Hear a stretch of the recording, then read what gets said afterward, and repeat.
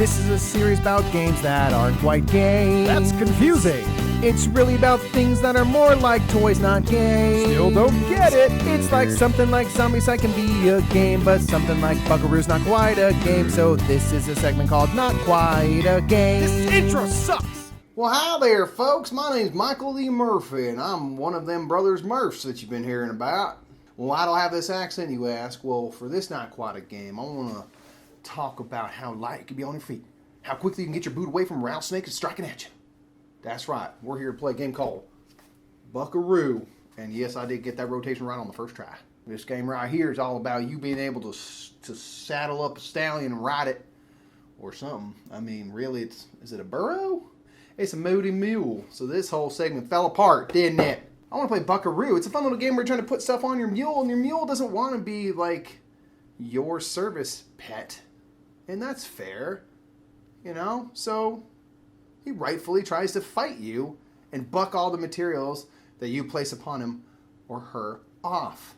And in this one, I'm rooting for the mule, but let's get down to the table and see just how hard this game is and if it's worth your time. So the first step to setting up Buckaroo is get out the table before the kids see the damn headless mule! Ah! Freaking nailed it. Okay, so now I have a fully assembled and headed mule.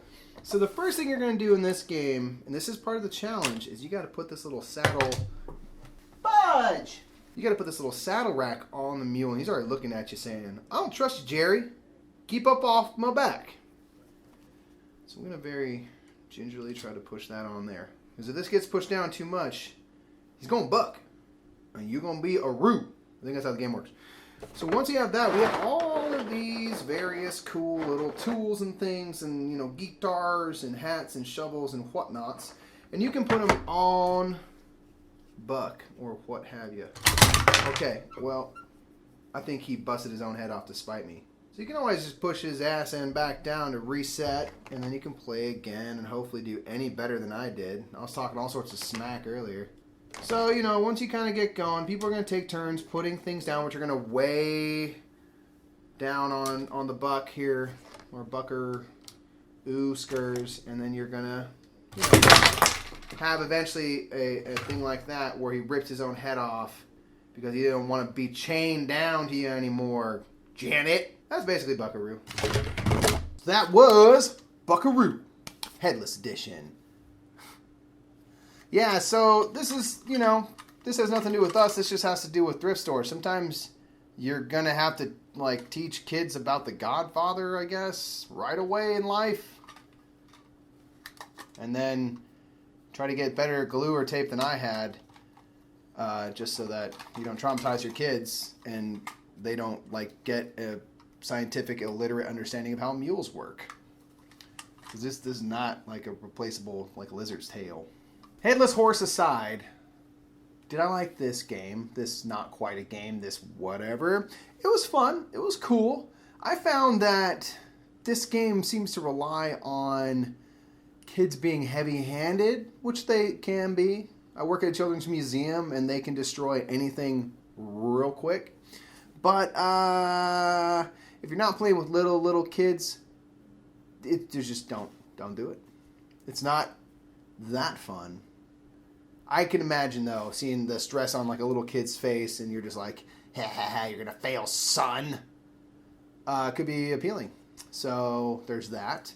But, you know, we don't know what to do with this, because I don't want to just return it to a thrift store like we usually do with our games, because I don't want to put a kid through the headless horse thing that we had to go through.